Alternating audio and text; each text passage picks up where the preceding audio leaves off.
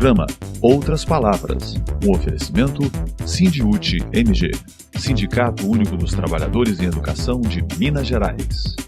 Olá, nesta edição trazemos para você uma entrevista com a professora e pesquisadora da Universidade Federal do Rio sobre a reforma da Previdência. Em Minas, a voz dos trabalhadores e trabalhadoras se levanta para dizer não à PEC 287. Se votar a favor da reforma da Previdência, não volta. Recado do povo aos deputados federais. De Brasília, as notícias da Confederação Nacional da Educação.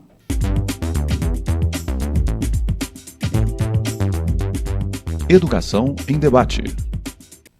O programa Outras Palavras traz uma entrevista com uma professora e pesquisadora da Universidade Federal do Rio de Janeiro sobre a reforma da Previdência. Acompanhe. A professora Denise Gentil, pesquisadora da Universidade Federal do Rio de Janeiro, esteve recentemente em Belo Horizonte, depois de passar pela Faculdade de Direito da UFMG, onde fez palestra. Ela conversou com os jornalistas a convite da Frente Popular Mineira em defesa da reforma da Previdência e do coletivo de resistências. Professora, o que essa proposta do governo Temer de reformar a Previdência traz de impacto na vida dos trabalhadores? Olha, na vida das mulheres, principalmente, esse impacto será muito grande, porque vai aumentar em 5 anos o tempo de contribuição das mulheres trabalhadoras urbanas e em 10 anos o tempo das mulheres trabalhadoras rurais, o que é uma irresponsabilidade. Porque a PNAD, por exemplo, de 2015, que é a pesquisa do IBGE, acabou de sair e ela mostra que as mesmas assimetrias entre homens e mulheres no mercado de trabalho continuam existindo. As mulheres continuam trabalhando 7 horas e meia a mais por semana que os homens, por causa das suas tarefas domésticas e com as tarefas com os filhos.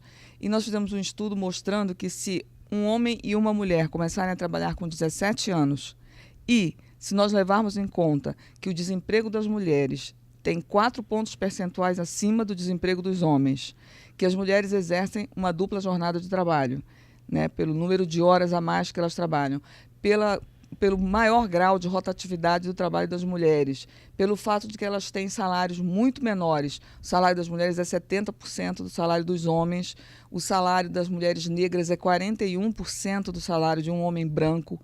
Levadas todas essas variáveis em consideração, quando esses dois chegarem aos 65 anos, tendo eles começado juntos aos 17, a mulher terá trabalhado 9,6 anos a mais do que um homem. Então, se fosse essa a conta que o governo realmente fizesse, nós teríamos que ter pelo menos 9 anos a menos de tempo de idade para se aposentar do que os homens. E o governo está nos igualando, como se todos os parâmetros fossem hoje iguais, alegando que hoje as mulheres não são mais as mesmas dos anos 80, porque agora elas são mais educadas, se empoderaram, etc. De fato, as mulheres estão mais educadas, não é? As mulheres que têm mais de 7 anos de estudo, somam 20%, enquanto os homens têm um percentual muito menor, de 13%, certo? Mas essa maior escolaridade não resultou em maior salário. Pelo contrário, quanto mais escolarizada é a mulher, menor é o salário dela proporcionalmente a um homem na mesma posição. Então, ainda há muita injustiça. Para a trabalhadora rural, isso vai ser gravíssimo. As trabalhadoras rurais nunca mais vão se aposentar. No máximo, elas podem esperar por uma pensão do marido, que será menor do que o salário mínimo, certo? Então, a pobreza no campo, porque as mulheres é que cuidam dos filhos, quer dizer, não vai ser apenas das mulheres, vai ser uma pobreza muito maior das crianças, dos adolescentes, que vivem em função da renda de aposentadoria, particularmente quando nós estamos num momento de depressão econômica. Quem salva são os aposentados. Essa reforma ataca de frente, as pessoas idosas, os mais pobres e também as mulheres. E as professoras, como é que ficam? É um crime, É criminoso o que se vai fazer com as professoras em aumentar 5 anos. Quer dizer, nós temos uma situação de um trabalho extremamente penoso das professoras de ensino básico, de ensino médio, e essas pessoas já se aposentam em condições extremamente degradantes da sua saúde, das suas condições psicológicas, e agora o governo vem e aumenta essa idade para todos em 65 anos. Quer dizer, é uma crueldade. A gente sabe que não será possível uma mulher de mais de 60 anos conseguir dar aula para crianças, né? Imagina aos 65. A gente sabe também que o desemprego é maior entre as mulheres e que o desemprego cresce muito depois dos 65 anos, porque ele chega a uma taxa de 29% entre os idosos acima de 65 anos. Então, repare bem, quem vai conseguir comprovar até os 65 anos, 25 anos de contribuição? Ninguém. Então, as pessoas vão continuar trabalhando depois dos 65 anos para poder se aposentar. A gente está estimando que as pessoas vão se aposentar depois dos 72 anos, se o cálculo dessa reforma for levado às últimas consequências. Coisa que ninguém vai conseguir, porque as pessoas não vão conseguir se manter no mercado de trabalho. Então, não adianta o governo aumentar no papel a idade, se na prática as pessoas saem do mercado de trabalho muito antes. E os jovens, como é que eles vão entrar se ninguém vai sair? Olha, eu quero dizer para os jovens que essa luta é principalmente deles, porque os jovens não vão ter nenhum futuro, o governo não está oferecendo nada disso. Em primeiro lugar, porque já se aprovou uma lei de terceirização em que ninguém mais vai ter carteira assinada. Se ninguém vai ter carteira assinada, a probabilidade de contribuir para a Previdência será remota. Além disso, as exigências que estão, os requisitos que estão sendo exigidos para preencher e ter a aposentadoria é irreal para os jovens. Que jovem vai conseguir se manter com uma carteira de trabalho assinada por 25, 49 anos? Ninguém vai conseguir. Quer dizer, é uma política de empobrecimento, é uma política de exclusão social, é uma política de injustiça, mas que atinge principalmente os jovens. Os jovens têm que ir para a rua, porque eu que estou falando isso, eu não vou ser atingida pela reforma. Eu sou uma pesquisadora que está estudando o impacto sobre a juventude. E o impacto sobre a juventude é absolutamente dramático. As pessoas têm que compreender que não há futuro com essa reforma da Previdência. Pois é, professora, e aqui em Minas, muitas resistências, a gente sabe que tem coletivos populares fazendo a resistência a essas propostas, tem os sindicatos, tem a CUT, tem a Sindiúti, enfim, uma série de entidades fazendo essa luta. Mas essa também tem que ser uma luta de todos, não pode ser somente de sindicato ou entidades classistas, precisa do povo nas ruas. É preciso do povo nas ruas, porque o maior problema desse país, nós temos muitos problemas, mas o maior problema atual é a depressão. É o desemprego, não é? E essa lei de terceirização que eles supostamente estão aprovando para aumentar o nível de emprego, não vai aumentar o nível de emprego. E o emprego que ela criar não pode ser chamado de emprego, vai ser chamado de trabalho. Uma coisa é ter trabalho, outra coisa é ter um emprego, né? Então essa lei pode criar trabalho, mas não vai criar emprego, porque os trabalhadores vão trabalhar como escravos. O patamar de acidentes de trabalho é enorme, os salários são 40% mais baixos do que o trabalho de um trabalhador no mercado formal, né? Não há direito a férias, não há direito a 13º, não há direito à licença maternidade. Quer dizer, o que é que terão esses jovens? Isso não é emprego, isso é trabalho escravo. Nós estamos retrocedendo ao século, à Idade Média, né? O governo Temer é isso, é a cara do governo Temer. É a cara do retrocesso. É a cara do retrocesso, mas retrocesso é pouco. Nós estamos vivendo uma situação de completa ditadura econômica, certo? Ditadura social, porque o que está se impondo ao povo está sendo imposto por um governo ilegítimo. Essa pauta política nunca foi aprovada pela população. E é um governo que está se aproveitando de ter 80% de base política na Câmara e no Congresso Nacional em geral para aprovar leis que jamais passariam pelo escrutínio popular. Do ponto de vista da economia, dos números, a Previdência é deficitária, como o governo quer insistir em dizer? A Previdência não é, nunca foi e nunca será deficitária. Os nossos estudos demonstram isso. A gente faz um estudo sério, um estudo econométrico, a gente mergulha no modelo atuarial do governo e a gente é capaz de provar que, se vocês quiserem fazer uma reforma da Previdência, façam, mas não usem como argumento que a Previdência é deficitária. Arrumem outro argumento, digam que vocês querem prejudicar a sociedade, abrir mercado para os bancos de previdência privada complementar. Arrumem um argumento mais sério, porque este não é, de fato, um argumento aceitável. Só para a gente exemplificar, que números nós teríamos hoje da Previdência que só comprova esse fato de que não temos déficit na Previdência? Nós não temos déficit porque a soma de todas as receitas que financiam a Seguridade Social dão um número muito superior aos gastos com saúde, assistência e previdência social. Então, em 2015, o superávit foi de 11 bilhões.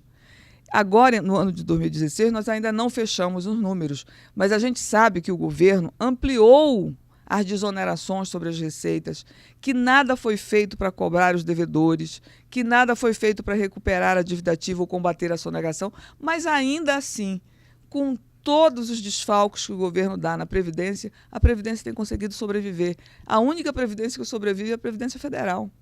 Eles estão dizendo que a Previdência vai para o brejo desde 1988, e não foi até hoje, e nem irá.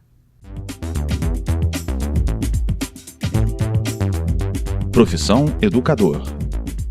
Profissionais da educação se mobilizam em atos públicos e movimentam as ruas em todo o estado para dizer que não aceitam retrocessos e nenhum direito a menos. Precisa ir às ruas contra a reforma da Previdência, uma vez que isso vai afetar diretamente o trabalhador, principalmente o assalariado. Há muitos problemas nessa reforma e nós não podemos ficar omissos.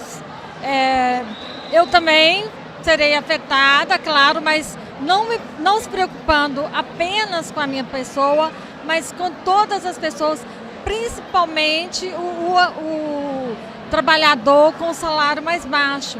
Por exemplo, o trabalhador rural, como ele vai conseguir aposentar, uma vez que o trabalho dele é pesado e ele provavelmente não terá a perspectiva de vida que a maioria tem, que é de 70 anos. Então ele morrerá antes disso. Isso não é justo. Hoje, grande parte das famílias são sustentadas por aposentados.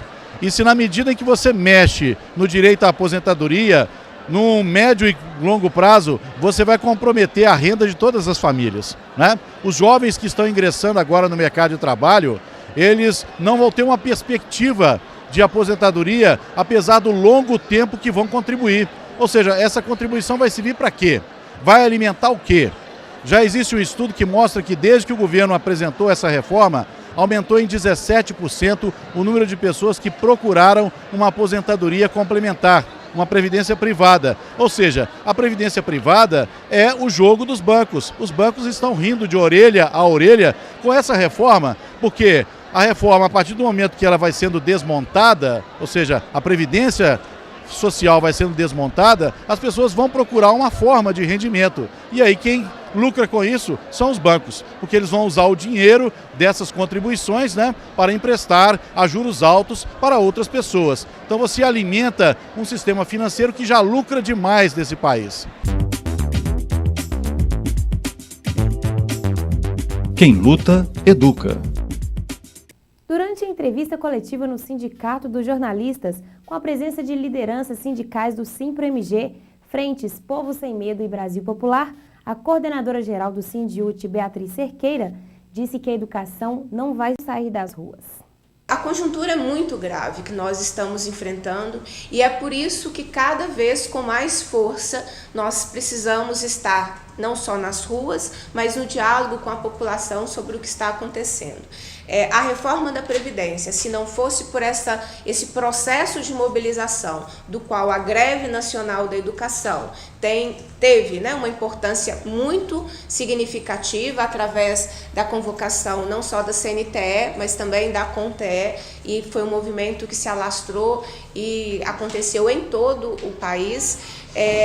Se não fosse esse movimento, nós estaríamos agora com a reforma da Previdência aprovada, né? É importante a gente lembrar que quando nós iniciamos o ano de 2017, o governo ilegítimo tinha um cronograma em que ele previa que até o dia 6 de abril já estaria votado em segundo turno a PEC na Câmara dos Deputados. Hoje não existe mais um calendário para a votação, exatamente por esse processo de mobilização, de pressão, e a população está compreendendo o que é a reforma da Previdência na sua vida. Então, esses processos que nós estamos fazendo com unidade, com as duas frentes, com várias centrais, essa é a resposta que precisa ser dada a essa conjuntura. E o governo usou uma estratégia que, além de ilegítima, é covarde, que no momento em que a população estava tentando entender para que uma reforma da Previdência, o porquê tanta retirada de direitos, o governo põe na pauta a terceirização irrestrita, fazendo uma manobra covarde de resgatar um projeto que nem foi o que a sociedade debateu recentemente, porque em 2015 o nosso debate de todo o movimento sindical foi em torno do projeto de lei 4330, né? Então, o Brasil vive uma esquizofrenia política, de você ter tantos políticos, no caso, deputados federais, que votam contra a população que o elegeu em 2014. Então, a terceirização, ela precisa ter também uma relevância nos nossos debates, porque ela traz uma precarização para o mundo do trabalho que nós não temos a dimensão, porque o empresário inviabiliza o terceirizado, né? O terceirizado é aquele que você não vê na sua função, mas é aquele que morre mais de acidentes de trabalho. Na Samarco, dos 13 trabalhadores que morreram, 12 eram terceirizados. Na CEMIG, a maioria dos que morrem ou são mutilados são terceirizados. A situação desse terceirizado, ele tem mais rotatividade, então ele fica menos tempo no emprego, ele recebe menos do que os trabalhadores vinculados diretamente à empresa, e o empresário lucra e não gera mais empregos. Então é falsa a propaganda que os empresários têm feito de que vai gerar mais empregos com a terceirização. Não, vai diminuir a condição de dignidade do trabalhador e vai aumentar o lucro deste empresário que pouco está se importando com as condições de quem ele vai empregar. Fizemos uma avaliação de que foi muito importante e muito produtiva as manifestações que ocorreram no dia 15 no Brasil inteiro, com destaque inclusive para Minas Gerais, que foi, junto com São Paulo, os dois estados que mais mobilizaram, que mais levaram gente para a rua, e as consequências dessas grandes mobilizações a gente já sente. Por exemplo, o governo teve que recuar, a base governista do Congresso, do governo, né, da base governista no Congresso, teve que recuar em alguns pontos, inclusive invertendo a ordem, não naquele momento ainda iniciando as votações da reforma da Previdência. Isso é consequência dessa mobilização.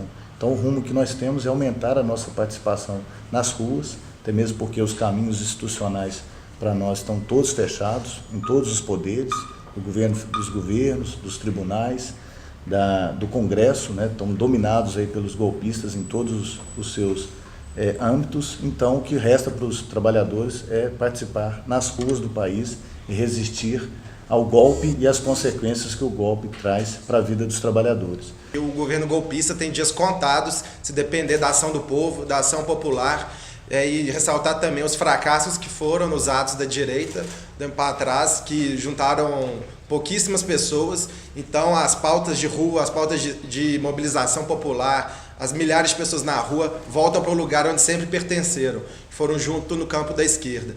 Então é uma mobilização que massa, que está colocado também para sexta-feira. Dia 15 foi um exemplo grande para a gente de mobilização de várias categorias, se mobilizaram, vários professores por conta própria, para além de direção, interromperam as aulas para que os alunos pudessem ir para as ruas. Então você na sua casa, você no seu local de trabalho, você na sua escola, na sua universidade, faça um pico de greve, faça um ponto de resistência, porque esse é o momento certeiro para a gente derrubar esse governo golpista. Nem na ditadura militar se rasgou tanto a CLT como o Temer vem fazendo nesse momento. Então é um grande absurdo que a gente não pode deixar e a história cobrará. Então os movimentos sociais, as categorias, as centrais sindicais, o momento de todos estarmos unidos frente a esses retrocessos gigantes, esses desmantelamentos da Previdência, nesses ataques, esses cortes, que é para arrebentar com a vida da população, com a vida dos trabalhadores. Da perspectiva dos estudantes e da juventude, eu acho que a gente já tem deixado claro, né, o recado nosso desde o processo da luta contra a PEC 55, né, que a juventude se organizou e ocupou mais de 1.200 escolas no país, mais de 250 universidades, num processo de luta muito radicalizada e que, sem dúvida nenhuma, a gente avalia hoje que foi um caldo que se engrossou bastante e que ajudou muito nesse acúmulo de força que a gente teve agora. O exemplo desse mês de março, um mês de muita luta, que começou lá no 8 com as mulheres. Fizemos um dia 15 histórico, que muita gente não esperava que fosse ter a proporção que teve, né, com a classe trabalhadora e com muita mobilização da juventude também. Essa semana aqui em Belo Horizonte, com a mobilização dos professores, né, referendando essa importante greve que está sendo colocada no nosso estado. e sem dúvida nenhuma, dia 31 vai fechar o mês com muita disposição de luta dessa juventude. Assim, é uma juventude que não é a mesma juventude mais. A gente avalia que desde 2013, esse processo de radicalização das lutas, de se colocar nas ruas, de colocar as demandas na prática, nos espaços onde a juventude está colocada, não só nas escolas e nas universidades, mas também nas periferias, onde a juventude cada vez mais tem se organizado e colocado a perspectiva de futuro que é necessário e que é tolhido dessa juventude o tempo todo, e que esse governo golpista do Michel Temer, de fato, esse setor mais pobre da juventude, das periferias, da juventude negra, é o setor que vai ser mais massacrado com essa reforma da Previdência. Né? A gente sabe muito bem qual que é o perfil da classe trabalhadora jovem no nosso país. Né? São jovens que estão no subemprego, que estão no emprego rotativo, estão em empregos precarizados e que nunca, numa experiência que a gente pode colocar que seguramente não corresponde nem sequer a minoria da experiência desses jovens no mercado de trabalho, vai corresponder a essa perspectiva que a reforma da Previdência está colocando, que é trabalhar dos 17 anos de idade ininterruptamente até mais de 60 anos. Nenhum jovem do Brasil passa por isso. É uma convocação da Frente Brasil Popular, da Frente Povo Sem Medo, de todas as centrais, de todos os sindicatos, para que a gente possa, mais uma vez, mobilizar, dialogar com a população, dialogar com o povo, dizer realmente o que significam essas reformas e quais os impactos dela na vida de cada um e de cada uma cidadão e cidadã brasileira. Momento CUT Minas. CUT sai às ruas para conversar com a população e apresentar a página do aposentômetro.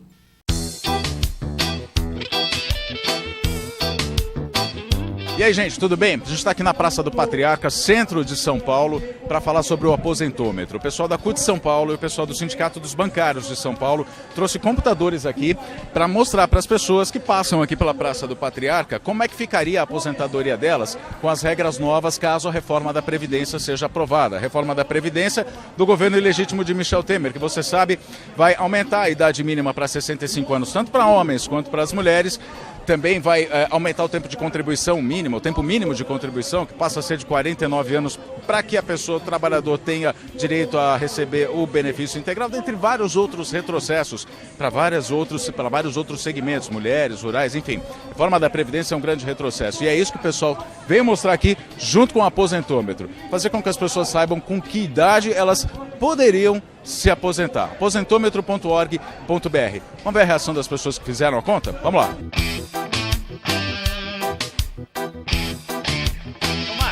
Eu queria que você falasse a sua impressão sobre o teste. O que você achou? Com quantos anos você se aposenta hoje e com quantos anos pelas regras novas? Hoje seria com 65, com as regras novas, 89. Qual a tua profissão? Confeiteira.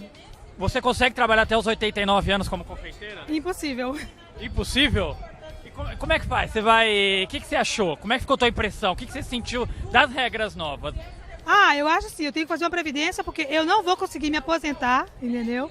Então eu tenho que dar um jeito de fazer alguma coisa. Porque com as regras novas não tem como. O que você acha que sai prejudicado nessa situação mais? É o trabalhador, é o patrão? Quem que vai sair prejudicado nessa situação? O trabalhador, óbvio. É? Claro. E a mulher é mais prejudicada? Por que você acha que a mulher é mais? Se você achar que sim, por que é mais prejudicada? Eu acho que sim, né? Porque trabalha, eu acho até mais que os homens, entendeu? E com essa regra nova aí, quase impossível de se aposentar, né? Então é bem difícil. Osmar, o que o senhor achou do teste? O que deu o teste do senhor? Com quantos o senhor se aposenta hoje? E com quantos anos o senhor vai se aposentar se as novas regras passarem? Se eu for aposentar agora com essas novas regras, eu vou trabalhar mais 19 anos, pô. Aí eu não tenho condições. O senhor tem condições de continuar exercendo a profissão do senhor, que é um trabalho pesado, né, seu Osmar? O senhor tem condições de continuar exercendo até quanto? 19 anos? Até 84 anos? Não tem não. Eu não tô aguentando mais, pô. Não tenho condições mais, não. Essa idade eu não tenho condições de eu aposentar, trabalhar mais 19 anos, não. E aí, seu Osmar, como é que fica? Hoje o senhor ia se aposentar com 55, 61 anos, é isso? 55, 61. Aí com essa nova regra agora tem que trabalhar mais 19 anos. Aí não tem condições. O senhor, quem acaba pagando nas novas regras? É o trabalhador, é o patrão? Para quem que fica ruim? Fica ruim é para nós, que é trabalhador, que não vai conseguir o benefício.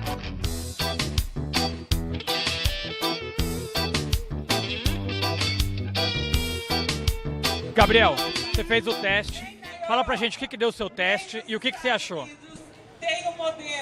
Meu teste saiu que o correto seria eu estar me aposentando com a média de 60, 65 anos. Porém, do jeito que a coisa está indo, talvez eu acabe me aposentando com 14, 15 anos a mais do que o agora, né? Do que a idade de agora, né? Você está confortável com isso? O que você achou? Absurdo, cara. Absurdo. É como se você estivesse dizendo para o cidadão que ele tem que trabalhar até a exaustão total, até quase morrer, trabalhar como escravo, entendeu? Pelas regras, você já fez as contas de com qual idade você iria se aposentar pelas regras atuais e pelas novas regras da Previdência, se forem aprovadas? Pelas regras atuais seria com 65 no máximo. E pelas novas regras, com 72 a 75. Isso é bem preocupante, né? Porque trabalhar todo esse tempo para você ter um direito que sempre faz parte da vida de qualquer pessoa, é essencial. Então, eu acho que é até um absurdo, porque dependendo da situação da pessoa, a saúde, ela não tem condições de estar trabalhando nessa idade. Né? Tá certo. E o que você acha que a vida das mulheres é mais impactada por essa situação? Ou você acha que é a mesma coisa que os homens, como diz o presidente?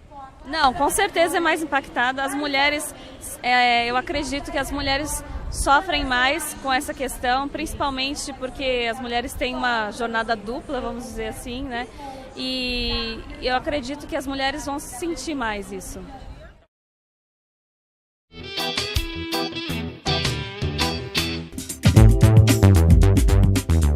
Momento CNTE. Vamos a Brasília com as notícias da CNTE.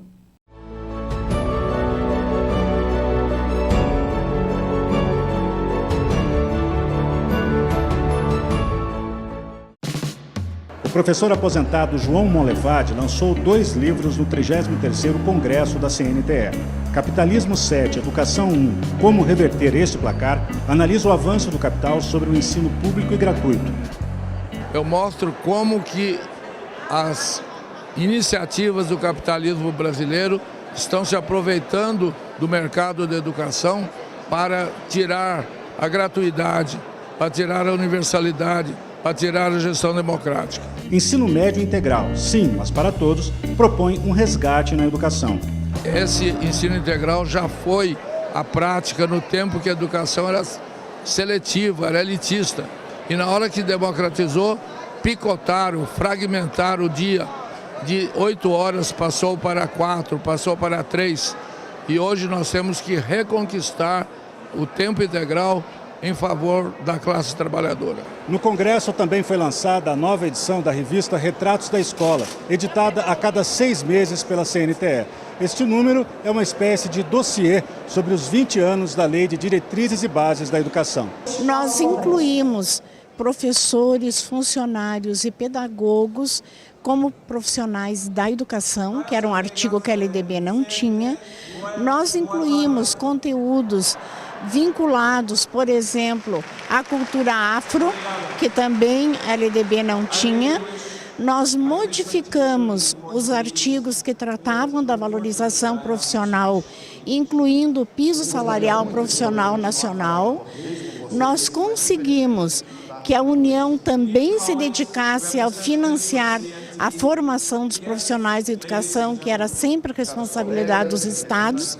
Enfim, acho que essas modificações foram mostrando que a legislação não é uma coisa estática, ela mostra o que acontece naquele período histórico. A Confederação ainda lançou outro livro, 2016, O Brasil Esfacelado pelo Golpe, uma coletânea de artigos que mostra como a caçada a um partido político ajudou a destruir um projeto da esquerda brasileira que melhorou a vida da maior parte da população.